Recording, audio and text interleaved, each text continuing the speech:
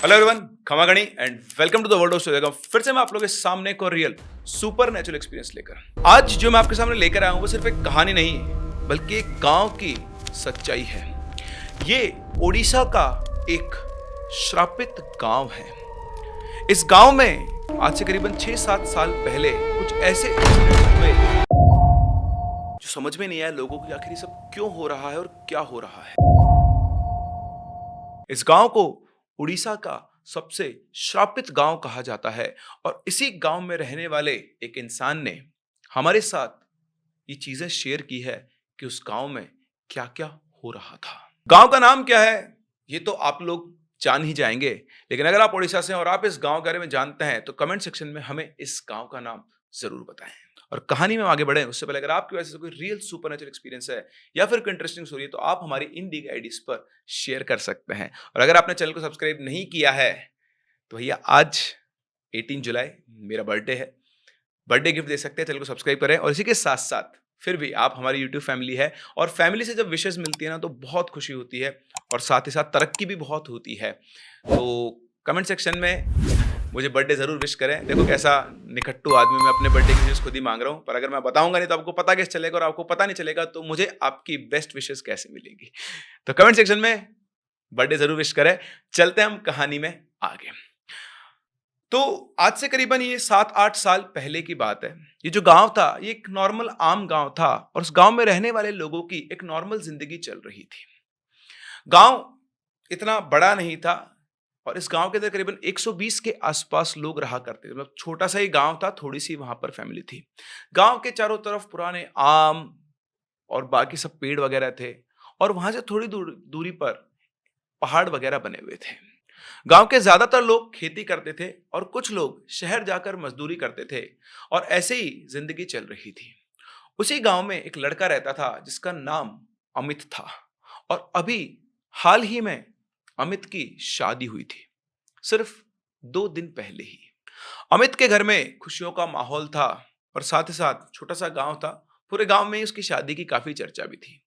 बड़े धूमधाम से बारात आई थी, खाना पीना सब कुछ बहुत बढ़िया था। लेकिन किसी को क्या पता था कि ये खुशियां ज्यादा दिन टिकने वाली नहीं है। शादी के तीसरे दिन अचानक से अमित की तबीयत बिगड़ी और उसका बिहेवियर बदलने लगा।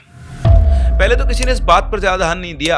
सबको लगा कि शादी की भागदौड़ की वजह से थकान हो गई है और उसकी वजह से ये बीमार हो गया है।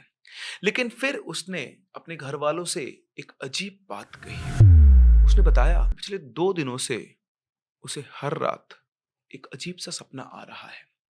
सपने में उसे एक औरत दिखाई देती है। उस औरत ने लाल रंग का शादी का जोड़ा पहन रखा होता है। चेहरे पर घूंघट रहता है इसलिए उसका चेहरा साफ दिखाई नहीं देता, लेकिन उसकी मौजूदगी से ऐसा महसूस होता है जैसे वो बहुत गुस्से में हो। वो कुछ बोलती नहीं है, बस थोड़ी दूर खड़ी होकर लगातार उसे देखती रहती है और फिर वो अचानक से गायब हो जाती है और जैसे ही वो गायब होती है उसकी आंख खुल जाती है। जागने के बाद वो पूरी तरह पसीने से भीगा रहता है और उसके दिल की धड़कन बहुत तेज हो जाती है, जैसे असलियत में उसने उसे अपने सामने देखा हो और उस डर की वजह से उसकी ये हालत हो गई हो। अमित की ये बात सुनकर घर वाले उसे उतना सीरियस नहीं लेते हैं और उसको नजरअंदाज करते हुए कहते हैं, "अरे, ठीक है, सपना ही तो है, आते रहते हैं कभी कभी सपने, इतना मत सोचो। और अभी तुम्हारी नई नई शादी हुई है और शादी होने के बाद सपने में दुल्हनी तो आएगी और कौन आएगा।"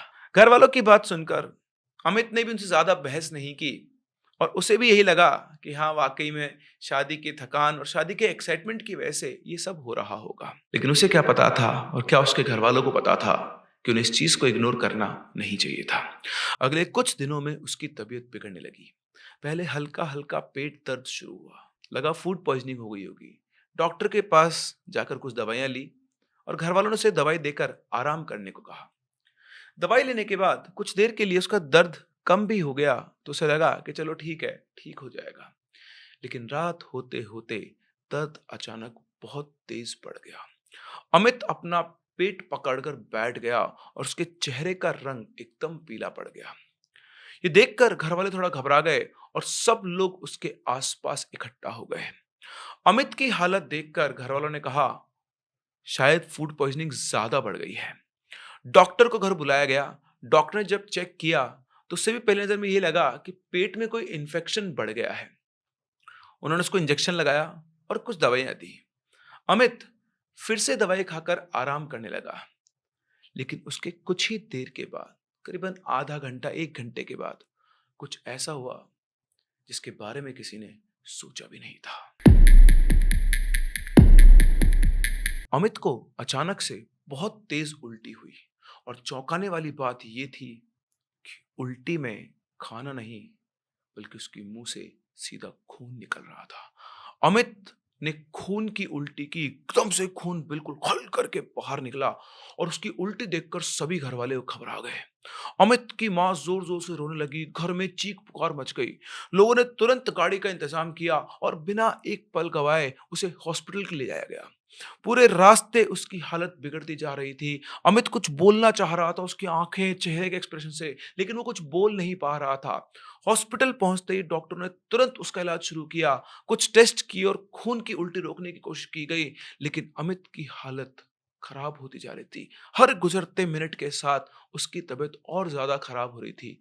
और कुछ ही देर के बाद डॉक्टर बाहर आए और डॉक्टर का चेहरा देखते सब लोग समझ गए कि कुछ ना कुछ गड़बड़ है। डॉक्टर ने धीमी आवाज में कहा, हमें बहुत अफसोस है, हम इन्हें बचा नहीं पाए। और इतना सुनते ही जैसे पूरा का पूरा परिवार टूट गया। जिस घर में 5 दिन पहले शादी की शहनाइयां बज रही थी, उस घर में अब मातम शुरू हो चुका था। जब गांव में ये बात पहुंची तो गांव के लोग भी इस बात को सुनकर सदमे में थे कि अचानक से लड़के की मौत कैसे हो गई। पेट दर्द हुआ, एकदम से खून की उल्टी और घंटे भर के अंदर लड़की की डेथ हो गई।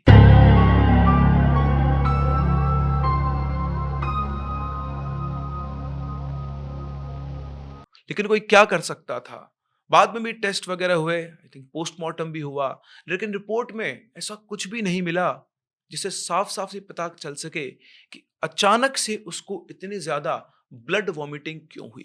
क्योंकि ऐसी ब्लड वॉमिटिंग तो तब होती है जब या तो कोई पॉइजन खा ले या फिर कोई ऐसी चीज खा ले जो अंदर से आपके टिश्यूज को काटना शुरू कर दी है।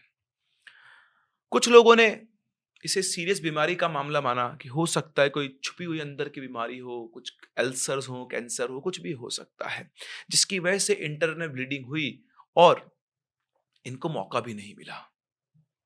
खैर, समय सभी घाव भर देता है। धीरे धीरे समय गुजरा। अमित की मौत को भी लोग धीरे धीरे भूल गए और वापस से सब अपने काम में व्यस्त हो गए। इस घटना को कई महीने गुजर गए और इस घटना को लोग एक दुखद हादसे की तरह भूल चुके थे। इसी बीच गांव के ही दूसरे लड़के राजीव की शादी तय हुई।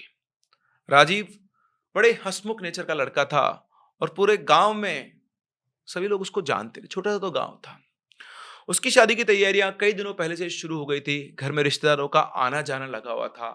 शादी वाले दिन आंगन में मंडप सजाया गया और पूरे गांव में फिर से वही रौनक लौट आई जो अमित की मौत के बाद कहीं खो गई थी। बहुत धूमधाम से राजीव की शादी हुई और नई दुल्हन का पूरे रीति रिवाज से घर में स्वागत हुआ। पहले 2 दिन सब कुछ नॉर्मल रहा, लेकिन तीसरी रात से राजीव के साथ भी कुछ अजीब होने लगा। सुबह उठते ही वो कुछ खोया खोया रहता। राजीव की मां ने जब उसे देखा तो उससे पूछा कि क्या हुआ, तबीयत ठीक नहीं है क्या? राजीव ने कहा, नहीं नहीं, सब कुछ ठीक है, ऐसा कुछ भी नहीं है। वो दिन भी गुजरा और अगले दिन राजीव ने खुद अपनी मां को बताया कि मां, एक बात है। तो उसकी मां बोलती, बता बेटा क्या हुआ? उसने बताया कि मां, मेरे को ना रोज रात को एक सपना आ रहा है। उन्होंने पूछा, कैसा सपना? राजीव कुछ देर तक चुप रहा कि क्या बोले क्या नहीं बोले, क्योंकि उसका चेहरा देखकर उसकी मां को लग रहा था कि वो डरा हुआ है। तो उसने अपनी मां को बताया कि मां, सपने में ना एक औरत दिखाई देती है, शादी के लाल जोड़े में। चेहरा उसका घूंघट से ढका रहता है और मेरे पलंग के सामने खड़ी होकर वो मुझे घूरती रहती है। ऐसा लगता है कि मुझे घूर रही है। आंखें तो उसकी नहीं दिखती है, लेकिन उसको देखकर बहुत डर लगता है। और फिर एकदम से वो गायब हो जाती है और फिर मेरी आंख खुल जाती है। अब इतना सुनते ही राजीव की मां को सीधा अमित की याद आ जाती है, क्योंकि लोग कह रहे थे कि शादी से पहले उसे भी कुछ ऐसे ही सपने आते थे। उन्होंने राजीव को संभालते हुए कहा था कि वो ज़्यादा ना डरे, कि बेटा घबरा मत, सपने हैं, कभी-कभी ऐसा हो जाता है। हो सकता है कि तूने मतलब अमित कह रहे हो सपने सुनाई था तो वो उससे भी रिलेट करने की कोशिश कर रहा हो। अपनी माँ की बात सुनकर राजीव ने सिर हाँ में हिलाया, लेकिन इसके बाद उसने और भी कुछ कहा जो बहुत अजीब था। उसने कहा, लेकिन माँ, उस औरत के साथ अमित भी खड़ा था। वो कुछ बोल नहीं रहा था, वो चुपचाप उस औरत के पीछे खड़ा था। ऐसा लग रहा था जैसे अमित मुझे देख रहा हो और वो औरत धीरे-धीरे मेरी तरफ बढ़ रही थी। अब ये सुनते ही उसकी माँ चौकन्नी हो गई बिल्कुल। वो हाथों-हाथ उसे गाँव के मंदिर में लेकर गई। वहाँ पे उसने धागा-वागा बँधवाया उन्होंने कि अब नहीं होगा। फिर वापस आए, लेकिन उसी रात के बाद राजीव के साथ और भी चीज़ें होने लगी। अब उसे अपने आस-पास किसी की प्रेज़ेंस महसूस होती थी और कई बार उसे अपने चारों तरफ किसी के घूमने की, अपने साथ-साथ चलने की आहट सुनाई देती थी। कभी उसे लगता जैसे कोई उसके कंधे के आस-पास आकर साँस ले रहा है और जब वो अचानक से पीछे मुड़ता तो वहाँ पर कोई भी नहीं होता था। रात में उसकी नींद बार-बार खुल जाती थी। राजीव की माँ को उसकी बीवी ने बताया कि नींद में बड़बड़ाते रहते हैं। इसकी बात सुनकर अगली रात राजीव की माँ उसके पास रही और उन्होंने देखा कि वाक़ई में रात को बड़बड़ाते एकदम से पसीने से भीगा हुआ उठ गया। उसकी माँ ने तुरंत उसके पास जाके उससे पूछा कि बेटा क्या हुआ? तो उसने बोला कि माँ, वो फिर से सपने में आई थी। अब राजीव की माँ, उसने अपने हस्बैंड सबको बताया घरवालों को। सभी लोग बहुत घबरा गए थे, लेकिन किसी को कुछ भी समझ में नहीं आ रहा था कि आखिर क्या किया जाए। फिर एक दिन दोपहर का समय था। राजीव अपने घर के पीछे वाले हिस्से में खड़ा हुआ था। वहाँ उसके साथ उसका एक भाई, उसके चाचा और गाँव के 2 आदमी भी मौजूद थे। सब किसी घरेलू काम और खेत के बारे में बातचीत कर रहे थे। राजीव भी वहाँ पर नॉर्मली खड़ा था और फिर बात करते-करते अचानक से वो चुप हो गया और उसके बाद राजीव अपना पेट पर हाथ रख के ज़ोर से उसको पकड़ ज़मीन पर बैठ गया। उसके भाई ने पूछा, क्या हुआ? राजीव कुछ भी नहीं बोल पा रहा था, बस बहुत तेज़ से पेट को पकड़ के बैठा था और अचानक से उससे बहुत तेज़ उल्टी हुई और उल्टी में जैसे अमित के साथ हुआ था वैसे ही उसे खून की उल्टी हुई। ये देखते ही वहाँ पर खड़े सभी लोग घबरा गए। चिल्लाने लगे, फटाफट सारे घरवाले इकट्ठे हुए। उसके चाचा और जो आदमी थे उन्होंने उसको सँभाला और उसका वो उल्टी-उल्टी साफ कर उसको वो ले जा ही रहे थे कि आप ये मान लो कि अचानक से उसका शरीर उनके हाथों में ही ढीला पड़ गया। हाथ में पकड़ रख के एकदम शरीर बिल्कुल निढाल हो गया। उन्होंने देखा, साँस-वाँस चेक की, राजीव जा चुका था। कोई पानी लाया, किसी ने तुरंत गाड़ी बुलाने के लिए आवाज़ लगाई, लेकिन इस बार किसी को अस्पताल जाने का भी मौका नहीं मिला। चंद सेकंड्स में राजीव ने दम तोड़ दिया और पूरे घर में मातम छा गया। जिस घर में हफ्ते डेढ़ हफ्ते पहले शादी की खुशियां थी, वो पूरे घर में रोने की आवाजें गूंज रही थी। लेकिन सबसे ज्यादा डराने वाली बात यह थी कि ये घटना भी बिल्कुल वैसी ही थी जैसे कुछ महीने पहले अमित के साथ हुई थी। दोनों की नई नई शादी हुई थी और दोनों की कुछ ही दिन के अंदर मौत हो गई थी। दोनों ने शादी के जोड़े में एक अनजान औरत को देखने की बात कही थी और दोनों की मौत अचानक हुई। जैसे ये सब हुआ, चीजें लिंक हुई, फिर से अस्पताल ले जाया गया, जांचें की गई, पोस्टमार्टम हुआ। रिपोर्ट आने पर उसमें लिखा था कि राजीव की मौत अक्यूट लिवर फेलियर से हुई थी। हॉस्पिटल वालों ने और एडमिनिस्ट्रेटिव वालों ने गांव वालों को ये समझाया कि राजीव की मौत लिवर फेल होने की वजह से हुई है और शायद अमित की मौत भी इसी वजह से हुई हो। लेकिन परिवार और गांव वालों को ये बात काफी अजीब लग रही थी। राजीव पहले बिल्कुल ठीक था, तो कुछ ही दिनों में उसकी हालत इतनी खराब कैसे हो गई?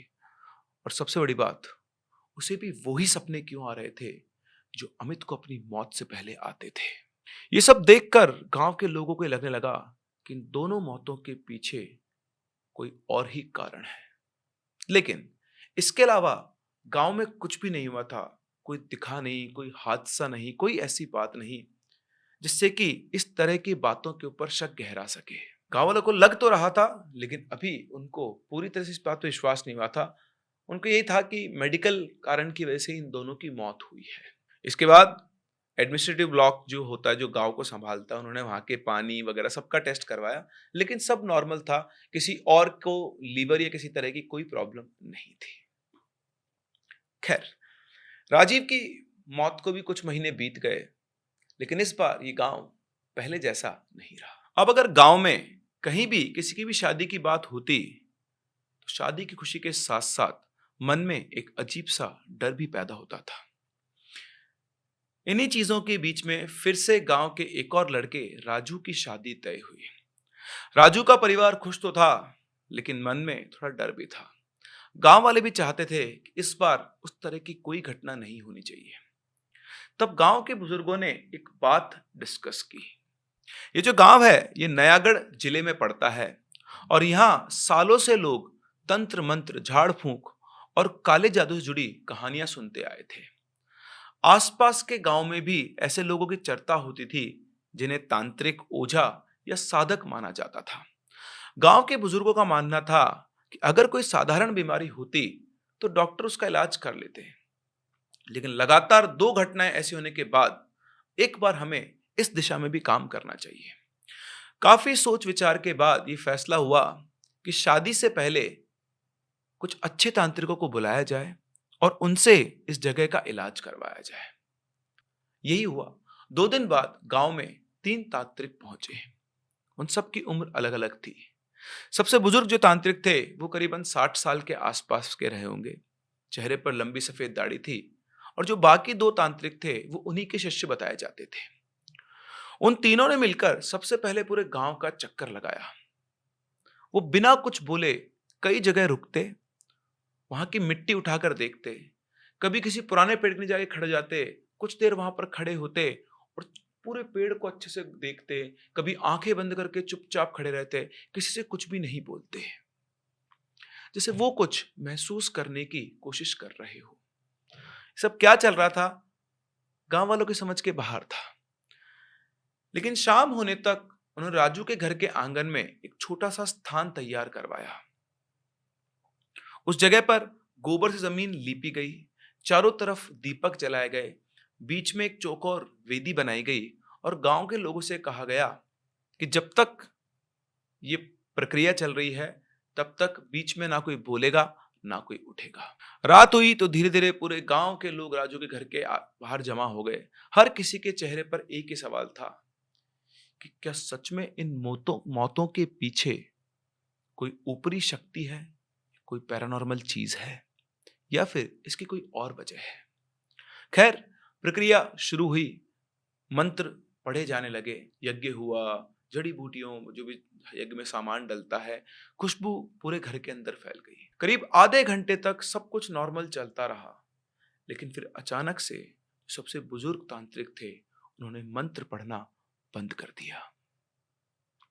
उन्होंने अपनी आंखें बंद की हुई थी और कुछ देर तक वो बिल्कुल शांत बैठे रहे और फिर धीरे से बोले, इस गांव में जो मौतें हुई है उसमें गांव वालों की ही गलती है। उनकी ये बात सुनकर सब लोग बिल्कुल शॉक से हो गए। गांव वालों की क्या गलती है? फिर उन्होंने गांव वालों से ही पूछा, लगभग 2 साल पहले क्या इस गांव में किसी लड़की की मौत हुई थी? ये बात सुनकर गांव के लोग एक दूसरे का चेहरा देखने लगे और कुछ देर तक किसी ने कुछ भी नहीं कहा। फिर वहीं भीड़ में खड़े एक बुजुर्ग आदमी ने कहा कि हाँ, एक नई दुल्हन की मौत हुई थी। और जैसे उन्होंने बोला, गांव के कई लोगों को वो पुराना किस्सा याद आ गया। ये घटना अमित की शादी से लगभग 1 साल पहले हुई थी। उस गांव में एक लड़की की शादी हुई थी। उसके माँ बाप ने अपनी हैसियत से बढ़कर शादी की थी और जो उनसे बन पड़ा वो सब कुछ दिया था। लेकिन शादी के बाद भी उसके ससुराल वाले संतुष्ट नहीं हुए और जब कुछ ही दिन हुए थे उसकी शादी को, उसे बार बार दहेज के लिए ताने देने लगे। कभी पैसे की मांग, कभी सोने की और कभी दूसरे सामानों की। लड़की ने ये बातें कभी भी अपने मायके वालों को खुलकर नहीं बताई। उसको पहले ही पता था कि उसके घर की हालत क्या है और कैसे उसके पिताजी ने उसकी शादी की है। ये बात बताकर वो अपने माँ बाप को और परेशान करना नहीं चाहती थी, लेकिन उसके खुद के हालात दिन ब दिन बदतर होते गए। ससुराल वालों ने उसे बुरी तरह से प्रताड़ित कर रखा था और फिर शादी के करीबन 1 महीने बाद उसके ससुराल से खबर आई कि खाना बनाते समय आग लग गई है और उसमें जलकर उस लड़की की मौत हो गई है। मायके वाले जब ये बात सुनकर ससुराल पहुंचे तो उन्हें इस बात पर भरोसा नहीं हुआ। जब उन्होंने अपनी बेटी को देखा, उसका शरीर पूरी तरह जला हुआ था। गांव वालों को भी ये पता था कि कहीं ना कहीं ये हादसा नहीं है, लेकिन उस परिवार के डर से किसी ने कोई गवाही नहीं दी। केस चला, लेकिन उन्होंने अपने रसूख से सब कुछ सेटल कर लिया और ये परिवार टूट गया। उसकी बच्ची की जो मौत हुई, उसका कोई बदला नहीं ले पाए, कोई न्याय उनको नहीं मिला। उस लड़की को कोई न्याय नहीं मिला और उसके ससुराल वाले जिन्होंने सब किया था, वो सब लोग शहर शिफ्ट हो गए और बाकी सब लोग भी अपनी अपनी जिंदगी में लौट गए। जब उस लड़की का अंतिम संस्कार किया गया था तो उसे वही उसी शादी के लाल जोड़े में ही उसका अंतिम संस्कार किया गया था। खैर वो जल तो पहले ही चुकी थी, कुछ बचा नहीं था ज्यादा अंतिम संस्कार करने के लिए। और ऐसा ही हुआ और शायद उस लड़की की आत्मा को कभी शांति नहीं मिली। ये सारी बात सुनने के बाद तांत्रिक ने धीमी आवाज में कहा, जिसका अंत अन्याय से होता है और जिसे न्याय नहीं मिलता, उसका गुस्सा कई बार उसी जगह बंध जाता है जहां उसकी पीड़ा सबसे गहरी होती है। उस लड़की की मृत्यु के बाद गांव में तुरंत कोई परेशानी नहीं हुई, लेकिन उसकी आत्मा इसी गांव में भटक रही है। जब इस गांव में शहनाइयां बजी और जब किसी और लड़की को उसने दुल्हन के रूप में इस गांव में आते हुए देखा, तब उसका दबा हुआ गुस्सा जाग गया। उसने उस लड़की के साथ कुछ नहीं किया, लेकिन उसका गुस्सा था उस लड़के और उसके माता पिता के साथ। और अब उसकी नजरों में सब एक बराबर थे और इसी वजह से इस गांव में ये सब हो रहा है। ये सब जानने के बाद गांव के लोगों की रूह कांप गई। तांत्रिक ने कहा कि वो किसी एक परिवार से नहीं, पूरे के पूरे गांव से नाराज है, क्योंकि जब उसके साथ अन्याय हुआ था किसी ने उसके लिए आवाज नहीं उठाई। अब ये सब सुन लिया, बात हो गई है, लेकिन अब सवाल ये था कि अगर राजू की शादी हुई और उसके साथ भी ऐसा कुछ हुआ तो उसे कैसे बचाया जाए। तो उन्हीं तांत्रिकों ने उस रात राजू के लिए भी कुछ स्पेशल रिचुअल्स किए। राजू को उस हवन वेदी के सामने बैठाया गया और उसके हाथ में एक रक्षा सूत्र बांधा गया। माथे पर भस्म और चंदन का तिलक लगाया गया और उसके लिए एक विशेष पूजा अनुष्ठान किया गया। बीच बीच में मंत्रों के साथ साथ अभिमंत्रित जल को पूरे आंगन और घर के चारों ओर छिड़का गया। मुख्य तांत्रिक ने राजू से कहा कि उसकी शादी के कुछ दिन तक रात होने के बाद अकेले बाहर मत निकलना और किसी अनजान आवाज का जवाब मत देना। राजू ने बिना कुछ कहे सिर हिला दिया। कई घंटों तक ये सब कुछ हुआ और सब खत्म होने के बाद सबको लग रहा था कि अब शायद ये प्रॉब्लम टल जाएगी। लोगों के मन में थोड़ी उम्मीद जगी थी, लेकिन उन्हें क्या पता था कि कहानी अभी खत्म नहीं हुई है। कुछ दिन बाद राजू की शादी हुई। तांत्रिकों ने जाते समय जो हिदायतें दी थी, राजू का पूरा परिवार उनकी बातों का सख्ती से पालन कर रहा था। शादी में कोई परेशानी नहीं हुई। 3 दिन आराम से बीत गए और जब 3 दिन बीत गए तो गांव वालों को लगने लगा कि इस बार कुछ भी गलत नहीं होगा, सब ठीक रहेगा। लेकिन इस बार तीसरे की जगह चौथी रात राजू को अजीब एहसास होने लगा। उसे अपने कमरे में किसी के होने का एहसास होने लगा। जब राजू की पत्नी ने उससे पूछा, क्या हुआ, तुम सो क्यों, तुम ऐसा घबरा के क्यों उठ गए हो, तो उसने उससे कुछ नहीं कहा। अगली सुबह जब उसने बहू ने अपनी सास को बताया तो राजू की माँ ने उससे पूछा, क्या हुआ, सब ठीक तो है, कोई ऐसी डरने वाली बात तो नहीं है। राजू ने पहले तो ने कहा कि नहीं नहीं सब कुछ ठीक है, लेकिन उसके चेहरे पर डर साफ दिखाई दे रहा था। जब उसकी माँ ने उसे समझाकर प्यार से पूछा तो उसने बताया कि माँ, मुझे भी वही सपना आया। एक औरत लाल शादी के जोड़े में थी, उसके चेहरे पर लंबा घूंघट था और उसके पीछे अमित और राजीव की धुंधली परछाइयां खड़ी थी। राजू की मां को जैसे ही बात पता लगी, उन्होंने घर में बताया और घर से बात पूरे गांव में फैल गई कि राजू को भी वही सपने आना शुरू हो गए हैं।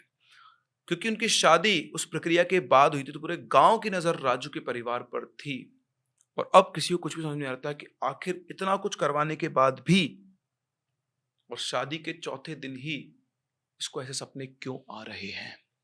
वो लूप वापस से शुरू हो गया था और किसी को भी समझ नहीं आता कि क्या करना है। लेकिन अब राजू के ऊपर सभी लोग नजर रखा करते थे। लेकिन 5वें दिन अचानक से राजू की तबीयत बिगड़ गई। उसे भी खून की उल्टियां होने लगी। परिवार वाले देखते ही घबरा गए। वो सीधा उसे डॉक्टर के पास लेकर भागे। उसको बचाने की पूरी कोशिश की गई, लेकिन उसी दिन के दौरान ही राजू की भी मौत हो गई। और जैसे ये हुआ, पूरे गांव में खबर फैल गई। बच्चे से लेकर बूढ़े तक सबके मन में डर बस गया था कि आखिर ये हो क्या रहा है। शादी होते ही जवान लड़कों की मौत हो रही है। जो लोग पहले इन बातों को अंधविश्वास कह रहे थे, अब उन लोगों को भी कहीं ना कहीं लगने लगा था कि कोई ना कोई कारण है, कोई ना कोई ऐसी रहस्यमयी ताकत है, या तो तांत्रिक ने बताई उस लड़की की आत्मा, या कुछ और है जो इस गांव के ऊपर श्राप बनकर टूट पड़ी है। और इस चीज का असर ऐसा होने लगा कि लोगों ने गांव छोड़ना शुरू कर दिया। धीरे धीरे लोगों के अंदर उस गांव में रहने की हिम्मत नहीं बची। पहले एक परिवार ने गांव छोड़ा, अब जिनके घर में शादी लायक बच्चे हो गए थे, उस परिवार ने गांव छोड़ दिया। उसके जाने के बाद दूसरा गांव, घर, तीसरा घर, इस तरह से लाइन से 4-5 घर वहां से खाली हो गए। जैसे कुछ घर वो थे जिनके परिवार में मौत हो गई थी, और कुछ घर वो जिनमें आगे होकर शादी होने वाली थी, और कोई भी इस चीज का रिस्क नहीं लेना चाहता था। आज के दिन भी उस गांव के अंदर वो सभी घर खाली पड़े हैं। एडमिनिस्ट्रेशन ने, वहां के लोकल जो भी एडमिनिस्ट्रेशन होता है, स्थानीय सरकार, तो उन लोगों को समझाने की बहुत कोशिश की, लेकिन कोई फायदा नहीं हुआ। गांव के कई लोग इस बात को मानने को तैयार नहीं होते हैं। सरकारी रिकॉर्ड और अस्पतालों का कहना है कि इनकी मौत के पीछे मेडिकल इशू रहे हैं। लोग बेमतलब में अफवाह उड़ा रहे हैं, लेकिन इसकी कोई ठोस वजह कभी भी नहीं मिल पाई।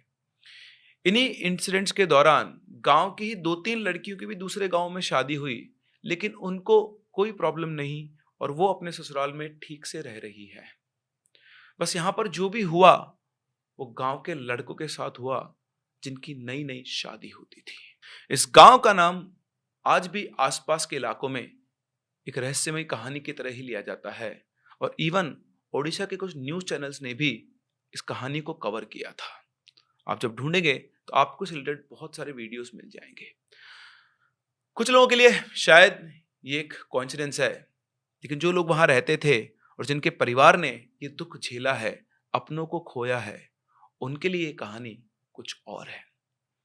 अगर आप उड़ीसा से हैं और आप इस गांव के बारे में जानते हैं, तो हमें कमेंट सेक्शन में जरूर बताइएगा कि क्या इसके अलावा क्या ये सच है कि ऐसा वहां पर हुआ है और ये इसी चीज से रिलेटेड है। और इसी के साथ साथ इससे रिलेटेड अगर आप और कुछ भी जानते हो तो हमें कमेंट सेक्शन में जरूर बताएं। हम लोग मिलते हैं अपनी अगली कहानी में। तब तक के लिए keep loving and keep listening. Happy birthday Prince sir. Video में गलती हो तो कहते फिर से बनाओ भाई, पर प्रिंस सर जैसा बॉस मिले तो टेंशन किस बात की भाई।